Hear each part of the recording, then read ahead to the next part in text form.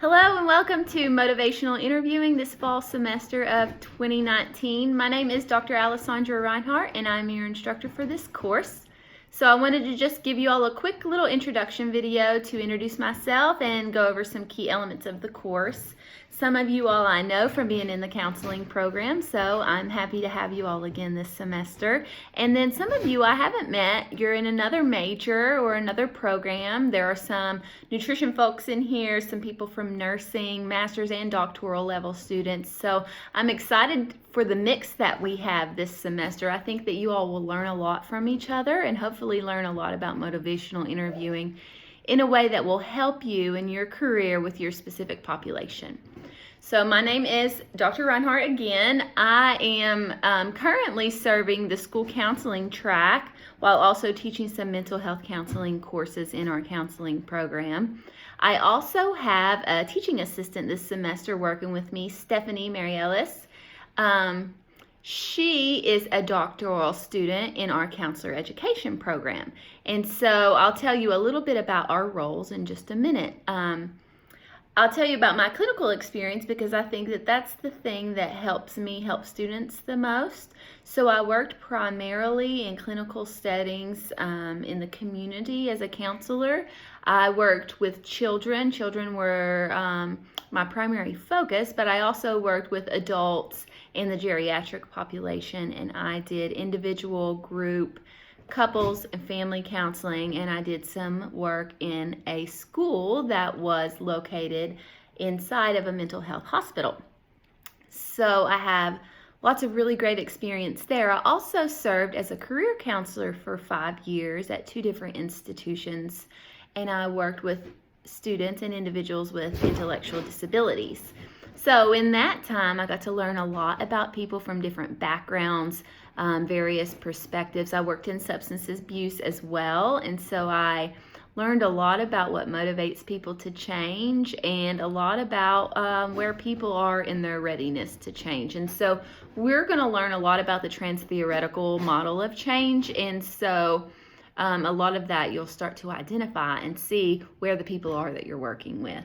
So a little bit about my role and about Stephanie's role. So I'm the lead instructor for this course, and so what I'm going to be doing is primarily I've set up the course, and each week I will do lectures on course content, and so those will be posted within the modules. You can already see Module 1 has the lecture posted for this week. What you'll see in other modules is you'll have either a past lecture from me or a past lecture from another instructor or a teaching assistant.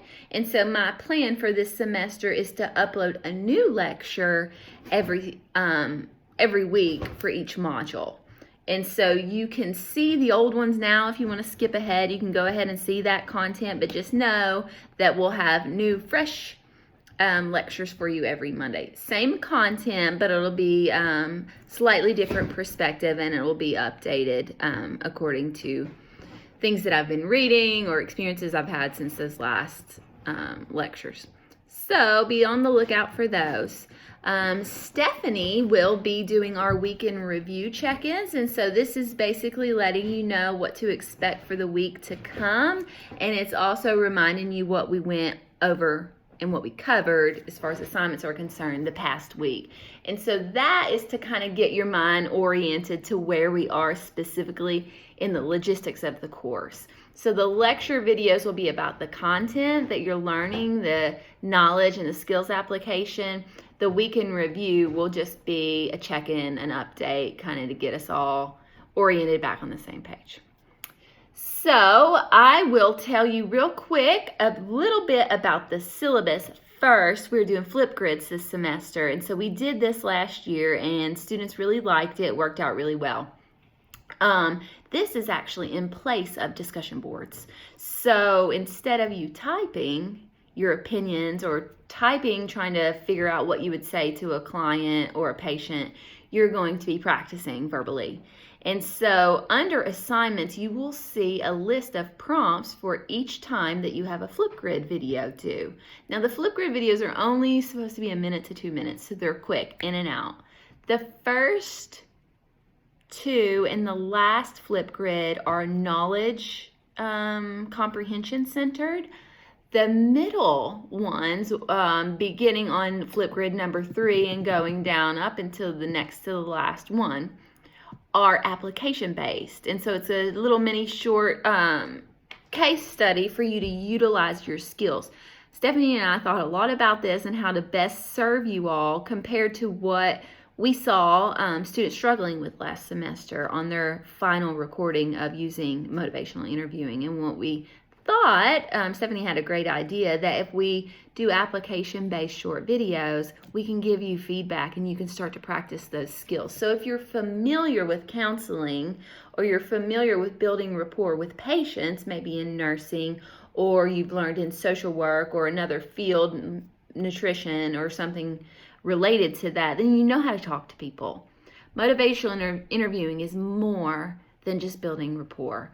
And so these application-based prompts will help you with the specific motivational interviewing skills and interventions that you're learning in your text beyond basic counseling skills and building rapport. So I think that that's going to be greatly helpful to you all. And you can see some notes about grading there. One thing I will note about grading is when you are doing a skills-based, a mini case study where you're supposed to be demonstrating a skill, what I want you to do is orient your answers in a way that you would be specifically talking to a client or a patient. So this would be, instead of explaining what you would say exactly what you're going to say.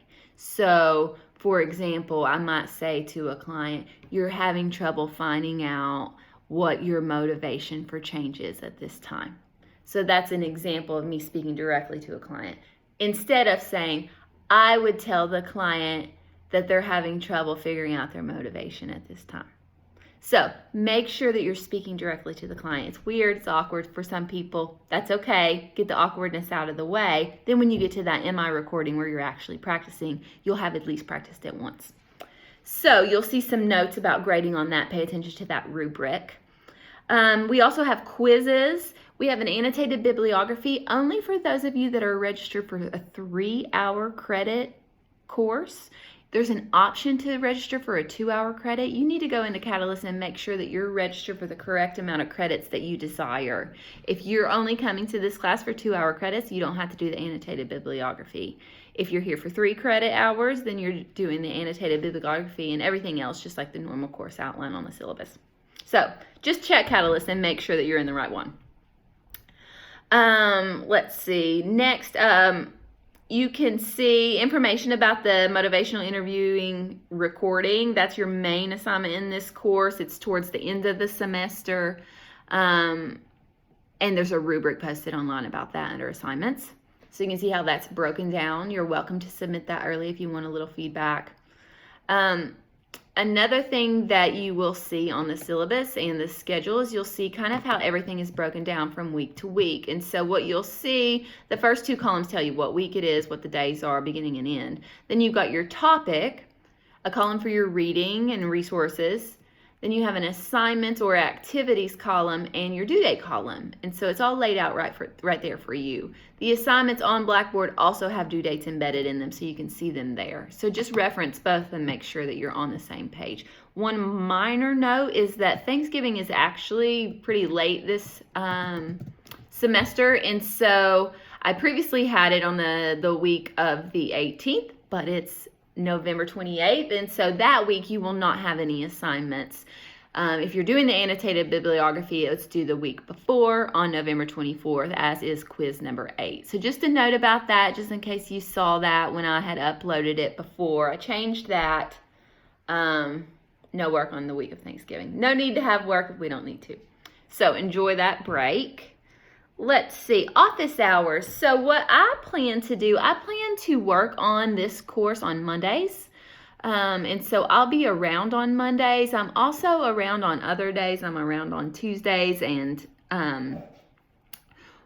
some part of Wednesdays and Thursdays. And so if you want to drop by, just send me a quick note and say, hey, Dr. Reinhardt, I just want to chat, and I'll let you know if I'm in my office or not. Or you can schedule a time to meet, and we can meet in person, or we can meet over the phone or virtually, whatever works for you. If you want to chat about some things, if you have questions about any of the logistics of the course or about course content. My TA, Stephanie, is also open to answering questions via email. And so if you have any questions for either one of us, just carbon copy both of us. That way we know that at least one of us is getting back to you. My goal is to get back to emails within 24 to 48 hours this semester. And so you can be looking for those. I'm hoping for 24. So you'll be looking for responses. Just remember, copy both of us on each email that you sent. And then let's see, grades usually will be posted within the week that you submit them, depending on what it is. And so Stephanie and I are sharing grading duties. So we have like a rotating schedule of who we're going to grade and which assignments we're going to grade. And so you'll get lots of feedback from both of us. So that's about it on logistical stuff. So look over the syllabus, see if you have any questions. You have an intro flip grid due this week, so go ahead and get that taken care of. And then let me know if you have any questions. I look forward again to working with you all, and I'm really excited for you all to learn from each other, especially on the flip grid, because you'll get to see what each other says and you'll get to respond to each other. And so I think it'll be a great opportunity for some interdisciplinary work as well. So happy first day of classes. I hope you all have a great semester, and I will talk to you soon.